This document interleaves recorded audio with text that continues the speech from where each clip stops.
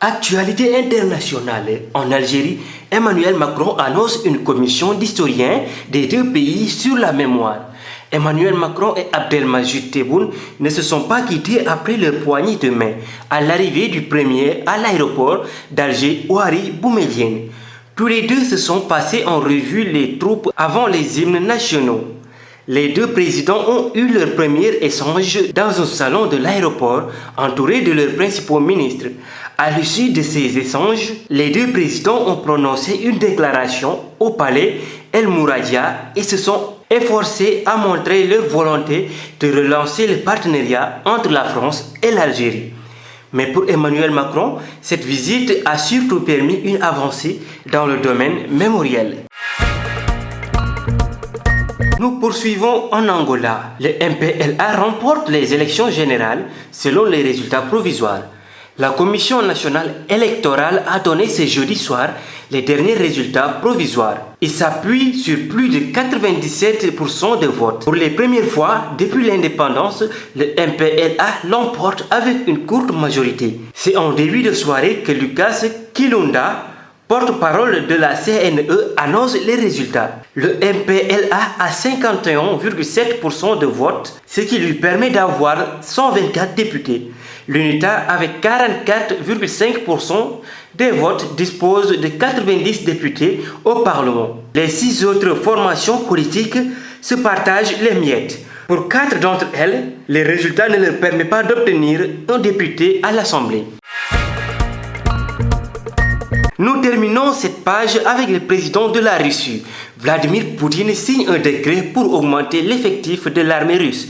L'armée devra compter 2 millions de membres, dont 1,15 million de soldats contre 1,9 million, dont un peu plus d'1 million de combattants en 2017. Selon ce décret publié par le gouvernement et entrant en vigueur le 1er janvier prochain. Concrètement, sans compter le personnel civil, cela représente une augmentation de 137 000 militaires, soit plus du dixième de la force de combat actuelle. On ne sait pas combien de militaires seront affectés à l'opération en Ukraine, ni si Vladimir Poutine compte faire appel à la conscription pour renforcer ses troupes. Voilà ce qui met fait à cette page internationale. Ñu dootal xibaaru bitim réew yi ci Algérie. Emmanuel Macron nag mi ngi yëgle ab commission historien ci wàllu fàttaliku ci diggante ñaari réew yi. Emmanuel Macron ak Abdelmajid Tebboune ñoom xaajaloo wuñu gannaaw ba ñu nuyoowee gannaaw ba nga xam ni kenn ki njëkk na egsi ca aéroport Alger Ouari Boumediene. ñoom ñaar nag jot nañoo xoolaat li nga xam ne moo di troupe yi laataa ñuy yëkkati li nga xam ne moo di hymne national ya.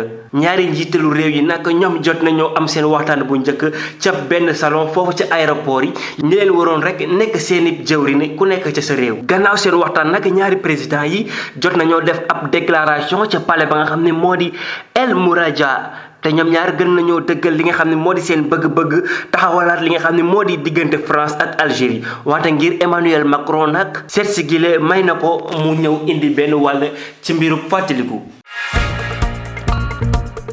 ñu woyal rek daal di xuus ca Angola ñi nga xam ne ñoo di waa MPLA nag ñoom gannaaw résultat provisoire yi ñu jot ñoom ñoo jot am ndam ci élection générale ya. ñi nga xam ne ñoo di waa commission nationale électorale ñoom joxe nañ alxamis bi ñu génn rek li nga xam ne moo di résultat provisoire yi ñu jafalu nag lu toll ci 97% ci vote ya. li mësta am nag gannaaw ba ñu amee seen indépendance ba léegi ñi nga xam ni ñoo di waa MPLA ñoom nag jot nañoo am ndam bu gàtt rek ñu naan ko courte majorité. loolu nag ñu ngi ko xam ci ngoon sa jëlee ko ci ki nga xam ne rek moo di Lucas Kilunda di porte-parole CNE moom moo doon yëgle rek mbir yooyu. MPLA am lu toll ci 51,7% ci vote ya moom moo ko may nag mu daal di am lu toll ci 124 députés ñi nga xam ne ñoo di waa UNITA am 44,5% ci vote ya daal di am lu toll ci 90 députés ci parlement ba. juróom benn formation politique yi nga xam ne ñoo ci des nag ñooy séddoo recette ya ngir ñeent ña ca des nag résultat yi ñoom mayu leen sax ñu am benn député foofee ci assemblée nationale bu Angola. ñu jeexal xibaar yi ak njiitalu réew Russie ki nga xam ne moo di Vladimir Poutine moom signé na ab décret bi nga xam ne rek moo di yokk nit ci armée bu russe. ñi nga xam ne nag ñoo di armée bi ñoom dinañ wàññi lu toll ci 2 millions de membres yi nga xam ne dinañ ci am 1,5 million wu soldats yokkaat ci rek leneen muy di 1,9 million wu xarekat ci 2017 nag gannaaw décret bi nga xam ne rek gouvernement bi moo ko publié te war a dugg ci 1er janvier bi nga xam ne moo di ñëw ci lu leer bu ñu wàññiwul li nga xam ne rek moo di personnel civil bi loolu mi ngi toll ci yokkute bu nekk ci 137 militaires maanaam lu ëpp loolu ci ñi nga xam ne rek ñoo nekk ca xare ba xamuñu nag ñaata militaire ñoom la ñuy yóbbu ci opération ba fële ca Ukraine xamuñu tamit ki nga xam ne moo di Vladimir Poutine bu dee moom dafa fas yéene yokk woote ngir gën a mën a yokk ñi nga xam ne ñoo di waa armée bi lii nag moo buur xibaaru bitim réew yi